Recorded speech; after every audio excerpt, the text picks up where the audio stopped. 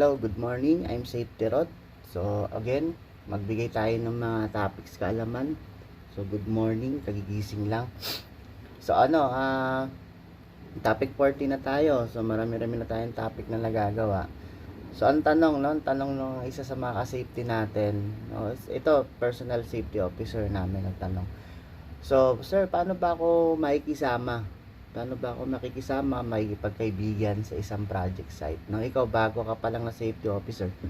Paano ka ba makikipagkaibigan, no? Paano ka ba makikisama sa mga kasamahan natin sa trabaho, no? Bilang isang safety officer, no, dapat ikaw, no, pag bago ka pa lang, dapat talaga maging makisama ka. Lalo na sa mga natin, sa mga manggagawa natin, sa engineers natin, manggagawa natin. No, lalo na sa mga manggagawa na mga eskilado na hindi naman natin talaga alam kung ano yung kanilang trabaho na ginagawa. Kasi doon tayo sa kanila makakuha ng mga technique, no? Doon tayo makakuha kung ano ba talaga yung klase na ginagawa nila. Halimbawa, baguhan ka. Hindi ka pa talaga eksperyensado sa construction. Halimbawa, iba yung field of trabaho mo nung hindi ka pa nagsi-safety, tapos dumating ka sa industry ng safety. So, medyo maninibago ka. So, dapat makipagkaibigan ka, makisama ka sa mga kasamahan natin ng mga trabador kasi silang magsasabi kung ano ba yung methodology o method ng trabaho na ginagawa nila. Nung bago pa ako, yun ang ginagawa ko. Kinakausap ko yung mason. Sir, kamusta? So, ano ba yung ginagawa natin dyan?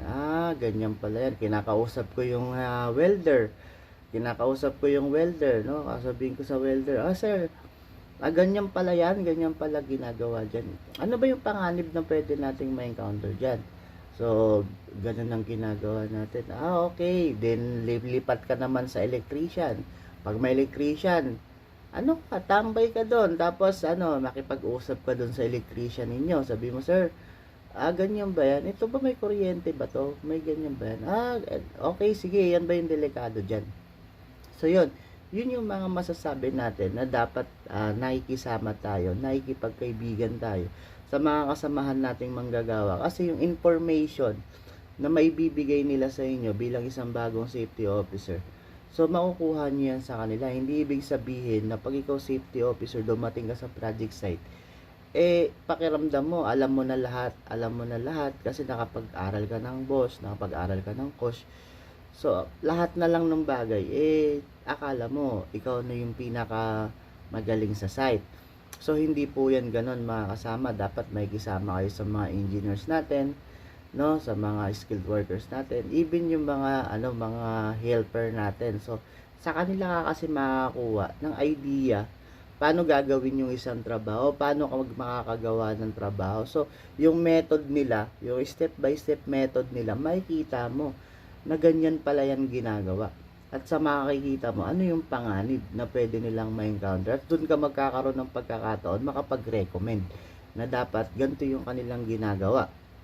So, ano yung dapat nating iwasan sa pakikisama, sa pakikipagkaibigan bilang isang safety officer? So, iiwasan natin dyan mga kasama, yung magsasabi sa'yo na, sir, wag mo na tong i-report. Sir, wag mo na tong gawan ng recommendation. Sir, wag na natin tong ipatigil kasi magkaibigan naman tayo. So, yun yung mga iiwasan mo na dapat hindi ganun ng pakikipagkaibigan. Kasi kung kaibigan ka, sabihin halimbawa, engineer or foreman, sabihin, sir, may recommendation ka daw na work stoppage. Baka pwede mo nang pagbigyan, wag mo nang ipatigil kasi magkaibigan naman tayo. So, yun yung mga iiwasan mo. Kasi kung totoong magkaibigan kayo, halimbawa ikaw, kaibigan kita, dapat kung kaibigan kita, pinoprotektahan mo kung anong trabaho na meron ako. Kasi kaibigan kita Pag kaibigan kita, dapat hindi kita ilalagay sa alanganin. Paano mo sasabihin na kaibigan mo ako, nilalagay mo ako sa alanganin? So, ganun lang kasimple. Dapat, ang pakikipagkaibigan, mayroon iniingatan mo yung kaibigan mo. Dapat, ang sasabihin sa'yo, sir, ano ba yung mga dapat nating gawin para iayos at hindi maapektuhan yung trabaho mo as safety officer kasi magkaibigan tayong dalawa. So, ganun ang pakikipagkaibigan. So, yun lang mga kasama. Dapat, dapat friendly tayo, mabait tayo sa site. Kasi sa kanila tayo makakuha ng idea. Pag ikaw safety officer, nilalayuan ka ng manggagawa. Halimbawa tuwing maglalakad ka na lang sa project site, yung mga manggagawa ay lumalayo sa'yo, magtaka ka na. Kasi baka mamaya hindi na maganda yung attitude mo sa project site na pinagtatrabahuan mo. So delikado na yon kasi bakit? Hindi na sila nag-share. Hindi ka nakatiwa-tiwala yung tiwala nila sa iyo nasira na. Kumbaga, hindi na sila lalapit para magbigay pa ng mga information o ano bang panganib na pwede nilang ma-encounter sa project site.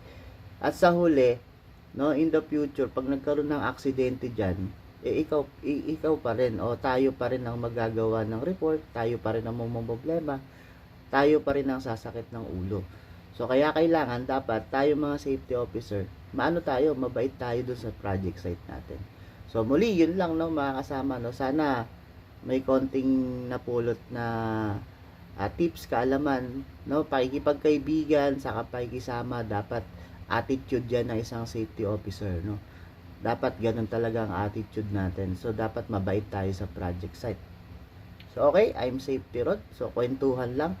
Sa mga susunod, may mga katanungan pa, topic, tuloy-tuloy natin yung topic para malaman natin ano ba talaga yung trabaho natin as a safety officer, yung safety officer's duty na sinasabi. Sana nakatulong. I'm Safety Rod. Okay.